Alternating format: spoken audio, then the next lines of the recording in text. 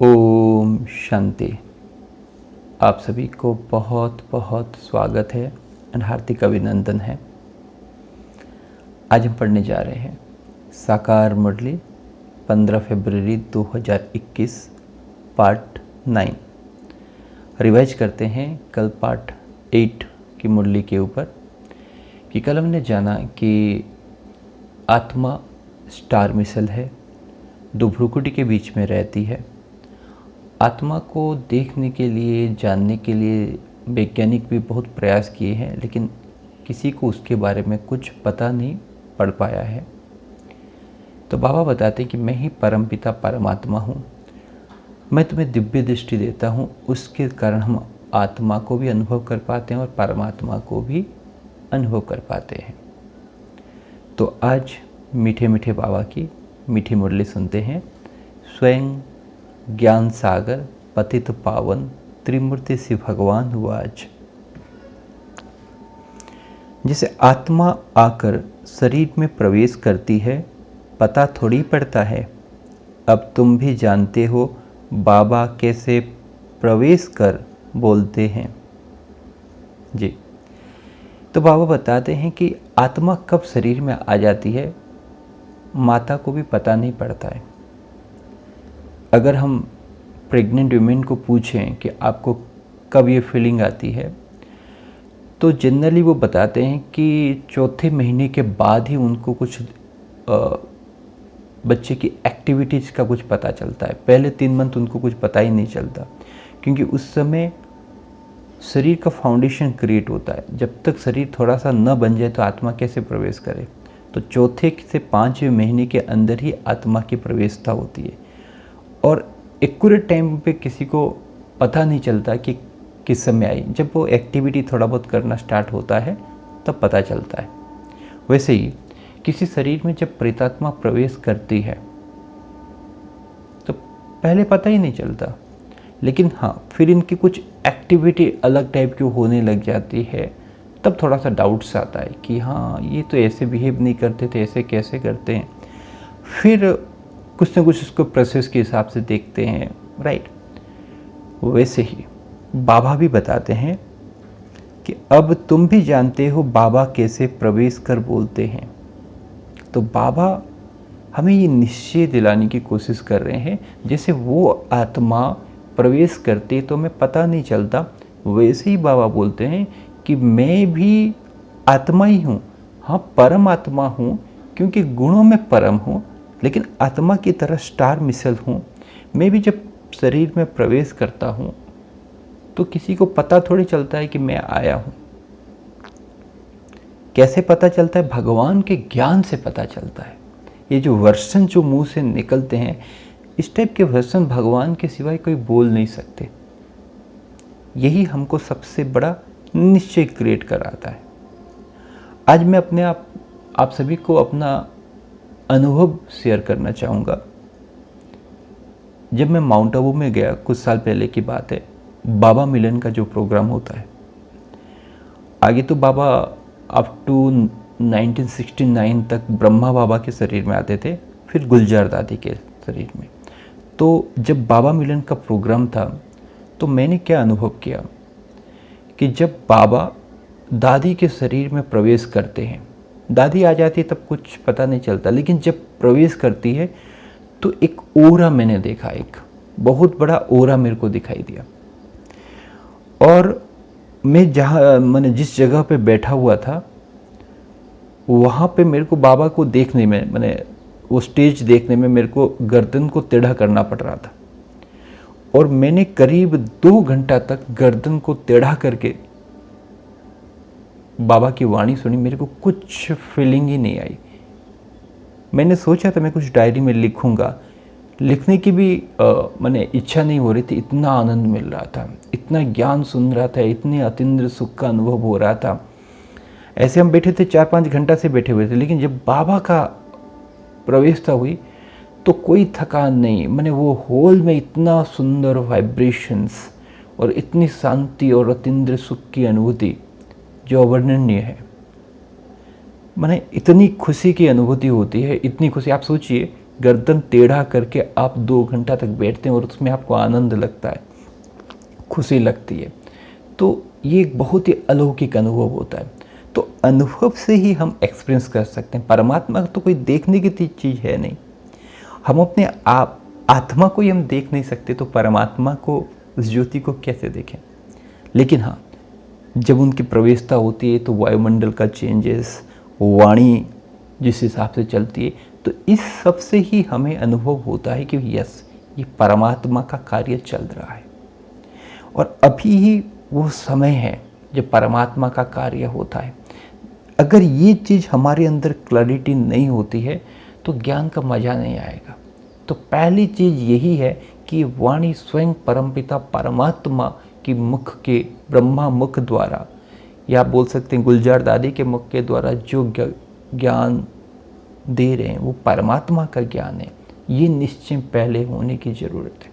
अगर निश्चय नहीं तो हम धारणा क्या करेंगे, परिवर्तन क्या करेंगे। तो पहली चीज़ ये ज्ञान का सबसे बड़ा फाउंडेशन कि परमात्मा निराकार शरीर का आधार लेके हमें ज्ञान देते हैं। पापा ने देखिए कितना सुंदर एग्जाम्पल दिया। अगर आत्मा प्रवेश करती है तो हमें पता नहीं चलता है, तो परमात्मा प्रवेश का क्या पता चलेगा। फिर बाबा बताते हैं, बाप कहते हैं मैं भी साधारण तन में आता हूँ। आत्मा को बुलाते हैं ना, आगे आत्माओं को बुलाकर उनसे पूछते थे, अभी तो तमोप्रधान बन गए हैं। बाबा कहते हैं कि मैं साधारण तन पे आता हूँ। अब देखिए, ब्रह्मा बाबा भी साधारण बिजनेसमैन थे। स्वयं परमपिता परमात्मा अगर अपने आप को फेमस करना चाहे, राइट, तो वो प्रधानमंत्री के तन में आ जाते, बड़े बड़े साधु संत उनके तन में आ जाए, राइट। लेकिन भगवान ने कौन सा तन लिया? साधारण तन, गरीब निवास, राइट। तो भगवान को क्या बताया जाता है? साधारण रीति आते हैं, गुप्त रीति आते हैं।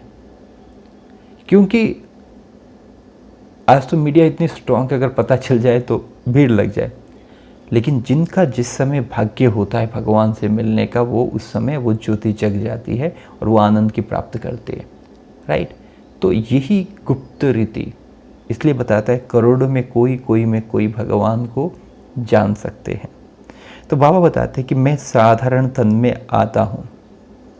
बाबा फिर बताते हैं, और एक देखिए उदाहरण के द्वारा, लौकिक उदाहरण के द्वारा हमको समझाने की कोशिश कर रहे हैं।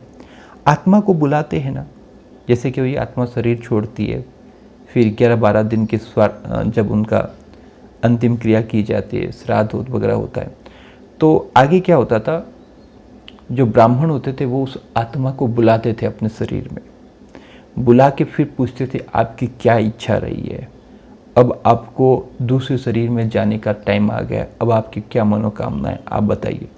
तो वो बोलते थे।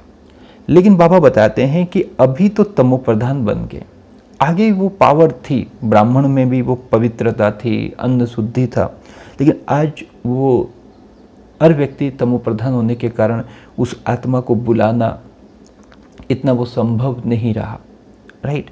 तो बाबा बताते हैं कि जैसे वो आत्मा को बुलाते हैं, उनसे सुनते हैं, राइट, वैसे ही बाबा बोलते हैं कि मैं भी साधारण तन का आधार लेके ज्ञान देता हूँ।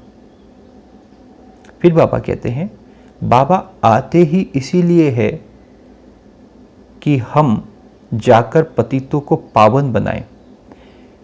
कहते भी हैं 84 जन्म, तो समझना चाहिए कि जो पहले आए हैं उन्होंने ही जरूर 84 जन्म लिए होंगे। तो बाबा कहते हैं, बाबा आते ही इसलिए है कि हम जाकर, बाबा कहते हैं मैं जाकर पतितों को पावन बनाऊं। बाबा का उद्देश्य क्या है कि ये जो कलयुगी सृष्टि जो पतित हो गई है, तमोप्रधान हो गई है, उसको सत्युगी सृष्टि, पावन सृष्टि में परिवर्तन करना, पतितों को पावन बनाना, तमोप्रधान को शतोप्रधान बनाकर मुक्ति प्रदान करना, फिर सत्युग दुनिया में ले जाना। ये बाबा ने अपना उद्देश्य बनाया। बाबा कि मैं ज्ञान क्यों दे रहा हूँ, मेरे देने का रहस्य क्या है कि इस ज्ञान को श्रवण करते करते करते आत्मा पावरफुल हो जाए, एम्पावर हो जाए, शतोप्रधान हो जाए, राइट। क्योंकि ज्ञान होने से तो हम कुछ करेंगे ना।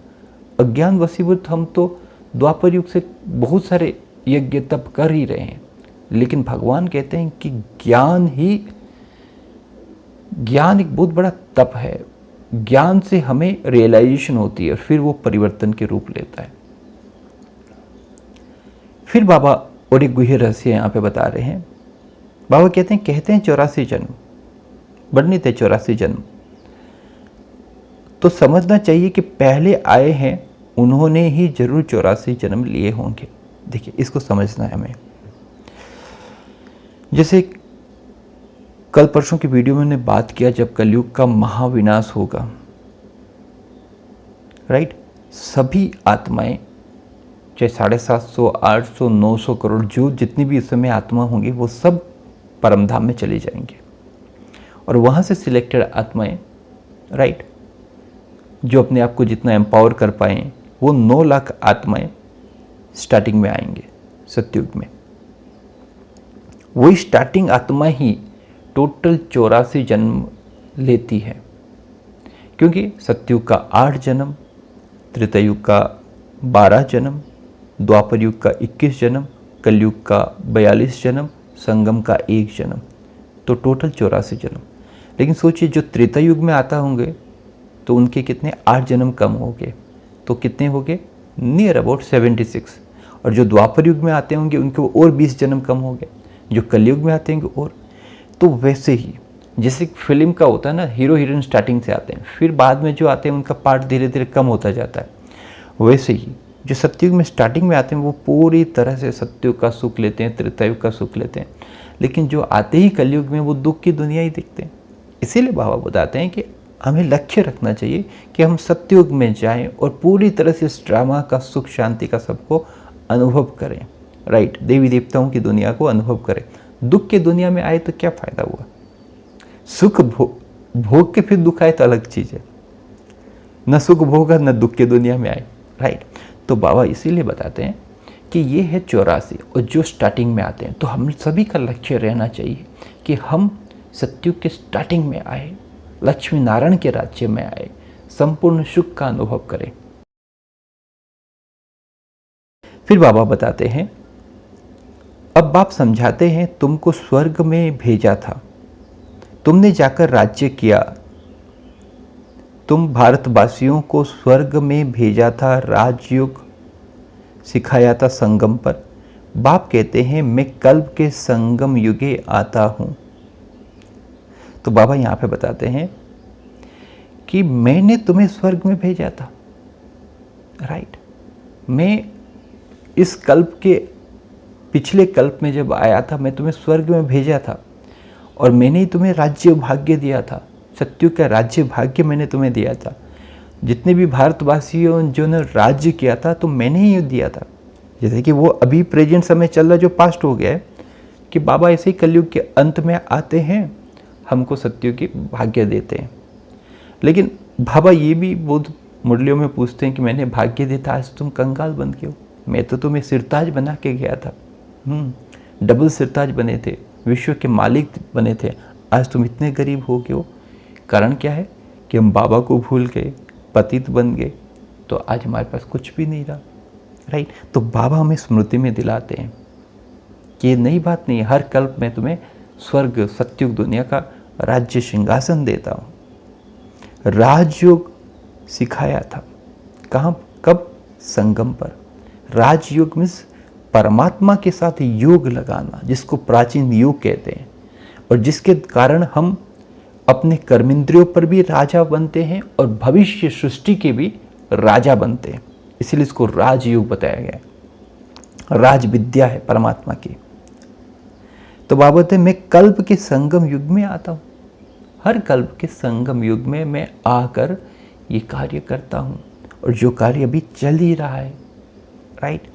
तो हमें बहुत खुशी होने की ज़रूरत है कि स्वयं भगवान का पाठ चल रहा है और हम इस पाठ को अनुभव कर रहे हैं, परमात्मा ज्ञान को अनुभव कर रहे हैं, इस ज्ञान की गहराई में जा रहे हैं। इससे बड़ा सौभाग्य कुछ नहीं। आप सोचिए, भगवान होते तो कैसे होते, कल्पना कीजिए, इससे बेटर क्या हो सकते भगवान। इतनी सुंदर वाणी, इतने कुछ, राइट, इतना प्यार से समझाना, कोई इतना प्यार से समझाएगा हमें। अब सोचिए भगवान क्या है और यहाँ पे पुट कीजिए ज्ञान के हिसाब से, फिल कीजिए, आपको लगेगा कि इससे बेहतर भगवान की कल्पना भी हमने नहीं की होगी, जो इतना निरंकारी है। भगवान सोचते डर जाते थे, अरे भगवान सजा देते हैं। भगवान की वाणी सुनती तो लगता है कितना प्यार करते हैं, कितना हमको नज़दीक लाते हैं। ऐसा प्यार कौन करेगा? अब सोचिए, ऐसे आप सोचते सोचते जैसे आंखों में आंसू आ जाए, इतना प्यार कोई नहीं करेगा। तो आप सभी को बहुत बहुत धन्यवाद। ओम शांति।